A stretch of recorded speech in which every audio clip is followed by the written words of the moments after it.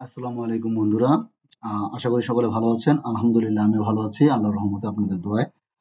আজকে আমরা আমাদের এজুরের ১২তম লেকচার শুরু করব।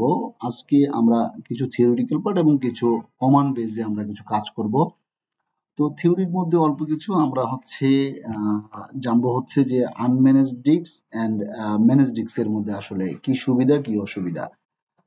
আপনি যদি আনম্যানেজ ডিস্ক ব্যবহার করার জন্য ডিসিশন নেন সেটাতে আপনার প্রাইসিং কম পড়বে। সেটা হচ্ছে আপনার তাহলে স্টোরেজের জন্য শুধু আপনি নর্মাল স্টোরেজে ব্যবহার করবেন, সেই জন্য আপনি আনম্যানেজ ডিস্কটা ব্যবহার করবেন। দেন if you decide to use unmanaged disks, then you need to manage the storage account that would be used to store the disk.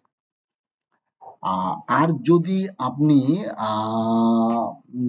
Microsoft সবসময় রিকমেন্ড করে যে আপনি ম্যানেজ ডিস্ক ইউজ করেন, কারণ ম্যানেজ ডিস্ক ইউজ করলে এটা durability এবং availability managed করে আপনার এজুর থেকে, মাইক্রোসফট থেকে, এবং এটার ডিজাইন করা হয়েছে এভাবে যে এটা 99.999% অ্যাভেলেবিলিটি। তো 99.399 অ্যাভেলেবিলিটি যখন থাকে তখন এইটার অ্যাভেলেবিলিটি নিয়ে অ্যাকচুয়ালি আপনার আমার কারো চিন্তা করার কোনো প্রয়োজন হয় না। তো এই জন্য এবং আপনার দ্য স্টোরেজ অ্যাকাউন্ট আপনি যদি ইউজ করেন, আনম্যানেজ ডিস্ক ইউজ করেন, সেটা জেনারেল পারপাস V1 হতে পারে, জেনারেল পারপাস V2 হতে পারে, কিন্তু এটা দেখতে হবে যে অবশ্যই যেন প্রিমিয়াম টাইপ হয়। আর আপনার অবশ্যই আপনি ম্যানেজ ডিস্কটা ইউজ করাটাই বেটার, কারণ এটা ডিউরেবিলিটি এবং অ্যাভেলেবিলিটিটা বেশি আপনার আনম্যানেজ ডিস্ক থেকে। প্রাইস বেশি হলেও আপনার অবশ্যই ম্যানেজ ডিস্কটা ব্যবহার করা মাইক্রোসফট সাপোর্ট করে এবং রিকমেন্ড করে, এবং আমরাও বলি যে আপনি ম্যানেজ ডিস্কই ইউজ করেন।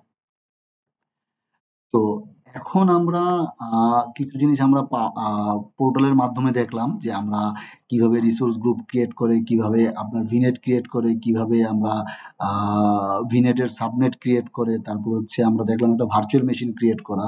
তো সেই জিনিসটি আমরা এখন এজুর পোর্টালের মাধ্যমে দেখব। কমান্ডে কমান্ডে দেখব কি, আমরা যে এজুর পোর্টালের আমরা প্রথম দিকে দেখেছিলাম যে পাওয়ার শেল। এই যে পাওয়ার শেল, এই পাওয়ার শেলের মাধ্যমে আমরা কিছু কমান্ড দিব। এই কমান্ড গুলো দিয়ে আমরা পাওয়ার শেল দিয়ে আমরা রান করি। এটা হচ্ছে কোনো স্টোরেজ অ্যাকাউন্ট আমরা দিব কিনা, হ্যাঁ, আমরা কোন সাবস্ক্রিপশনের আন্ডারে করছি সেই জিনিসগুলো আমরা এখানে সিলেক্ট করে দিলাম। এটা ক্লাউড শেলটা ওপেন হচ্ছে। এটা পাওয়ার শেল বলতে হচ্ছে এটা ক্লাউড শেল। তো ক্লাউড শেলটা ওপেন হচ্ছে। এইখানে আমরা প্রথমে একটা রিসোর্স গ্রুপ ক্রিয়েট করব। রিসোর্স গ্রুপ ক্রিয়েট করার কমান্ডটা হচ্ছে AZ space group create space দিয়ে ক্রিয়েট, দেন হচ্ছে স্পেস দিয়ে দুইটা আপনার ড্যাশ দিবেন, তারপরে নেম, এরপরে হচ্ছে আপনার রিসোর্স গ্রুপের নামটা দিবেন। তো রিসোর্স গ্রুপের নামটা দিলাম হচ্ছে মাই আরজি রোকনে দিলাম, মাই আরজি রোকন এটাই থাকুক, এবং এটা হচ্ছে ওয়েস্ট ইউএস এর মধ্যে দিলাম। তো আমরা যা শুধু এখন আমি সময় বাঁচানোর জন্য আমি এটা কপি করে নিলাম। আপনারা অবশ্যই হাতে টাইপ করবেন, আপনারা কপি করে নিয়ে আমি এখানে এটা পেস্ট করলাম। দেখেন মাই আরজি রোকন নামে একটা রিসোর্স গ্রুপ ক্রিয়েট হয়ে গিয়েছে। এখন আমরা এখানে পোর্টালে আমরা রিসোর্স গ্রুপের মধ্যে যাই, এটা একটু মিনিমাইজ করি।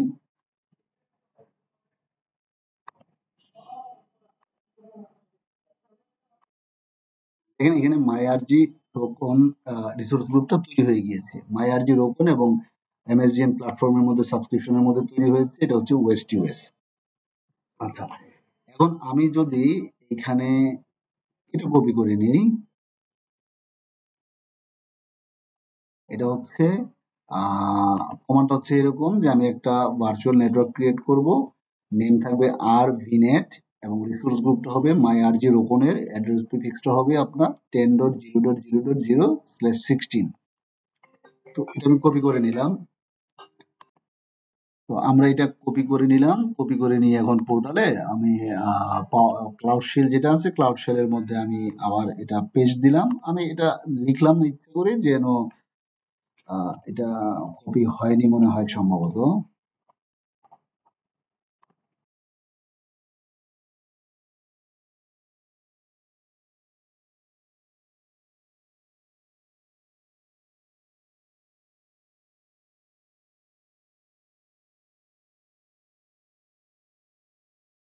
এটা এখন আমাদের একটা ভার্চুয়াল নেটওয়ার্ক ক্রিয়েট হচ্ছে। আপনারা এই জিনিসগুলো অবশ্যই টাইপ করবেন। টাইপ না করলে আপনাদের কমান্ডের যে প্র্যাকটিসটা সেটা আসবে না। এখন বলতে পারেন যে এটা তো পোর্টালের মাধ্যমেই হয়, কেন কমান্ডে করব? কমান্ডে করা হচ্ছে কিছু এক্সামের কিছু রিলেশন আছে, কিছু ব্যাপার আছে এক্সামের মধ্যে এই ধরনের কমান্ড গুলার নিয়ে কোশ্চেন আসবে। দ্বিতীয়ত হচ্ছে আপনার এমন কিছু কাজ আছে যেটা নাকি কমান্ডের মাধ্যমেই করতে হবে। তো সেই জন্য কমান্ড গুলা জানা থাকা ভালো, কমান্ডের প্র্যাকটিস থাকা ভালো। তো আমরা দেখি আমাদের একটা ভিনেট তৈরি হয়ে যাওয়ার কথা। তো ভিনেট আমাদের তৈরি হয়েছে কিনা আমরা এখানে দেখি। আর ভিনেট, এই যে আর ভিনেট নামে একটা ভিনেট তৈরি হয়ে গিয়েছে, ওএসটিএস এর মধ্যে আর ভিনেট নামে একটা তৈরি হয়ে গিয়েছে। আচ্ছা, এখন আমরা দেখব হচ্ছে আমরা একটা ভিনেটের মধ্যে আমরা একটা সাবনেট করব। তো আমি সেম এই ভিনেটের মধ্যেই যে একটা সাবনেট ক্রিয়েট করব। গ্রুপটা হচ্ছে রিসোর্স গ্রুপটা হচ্ছে মাই আরজি রোকন, ভিনেট নেম হচ্ছে আর ভিনেট এন্ড সাবনেটের নেম হচ্ছে মাই সাবনেট। তাহলে আমরা এটা কপি করে নিলাম, কপি করে আমরা পোর্টালে গেলাম, পোর্টালে গিয়ে ক্লাউড শেল ওপেন করলাম, ক্লাউড শেল ওপেন করে এই ক্লাউড শেলের মধ্যে আমি কমান্ডটা পেস্ট করে দিলাম। আমি বারবার বলি আপনারা অবশ্যই কমান্ডটা টাইপ করবেন। এখন আমাদের একটা ভিনেটের মধ্যে একটা সাবনেট ক্রিয়েট হয়েছে। এটা আমি মিনিমাইজ করলাম, মিনিমাইজ করে আর ভিনেটে যাই।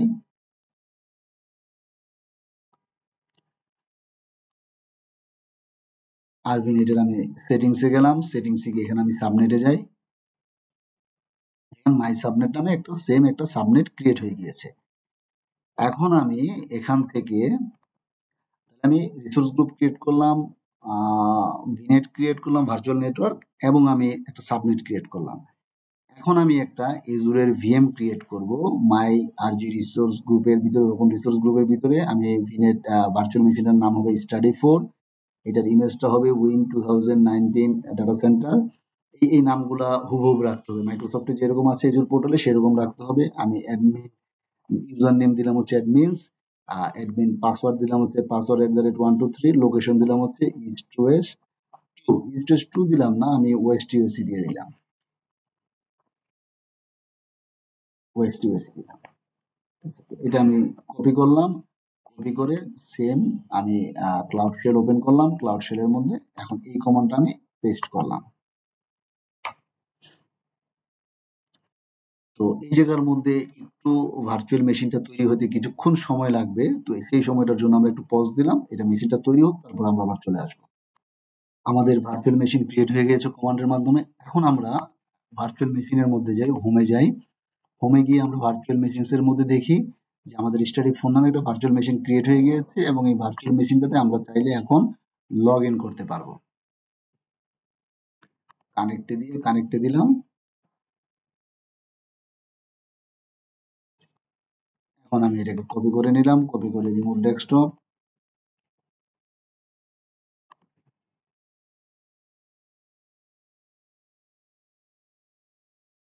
অ্যাডমিনস password@123, আমি রিমেম্বার মি দিয়ে দিলাম, দিয়ে ওকে দিলাম।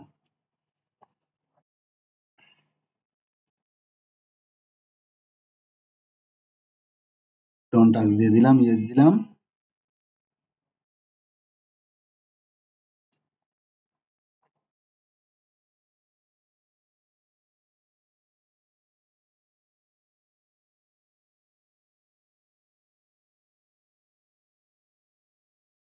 ওপেন হচ্ছে, তাহলে আমাদের ভার্চুয়াল মেশিনও ক্রিয়েট হয়ে গেছে, যেটা নাকি আমরা কমান্ডের মাধ্যমে তৈরি করলাম।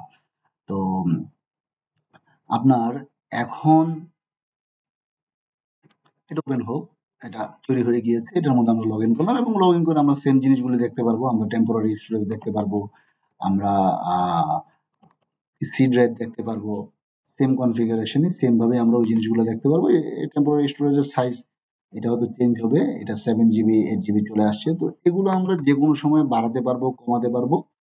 তো আপনার কমান্ড গুলো অবশ্যই কমান্ড ইউজ করবেন, নিজেরা টাইপ করবেন, তাহলে আপনাদের জন্য ভালো হবে। আচ্ছা, তো আমাদের এটা গেল।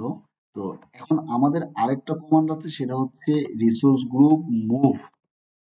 আপনার এক রিসোর্স থেকে আরেক রিসোর্স গ্রুপের মধ্যে আমরা মুভ করব। তো এটা হচ্ছে আমরা দেখব, এটা কমান্ডের মাধ্যমে দেখার আগে আমরা দেখব হচ্ছে প্র্যাকটিক্যালি আমরা পোর্টালের মাধ্যমে দেখব, পোর্টালের মাধ্যমে দেখে তারপর আমরা কমান্ডের মাধ্যমে দেখব।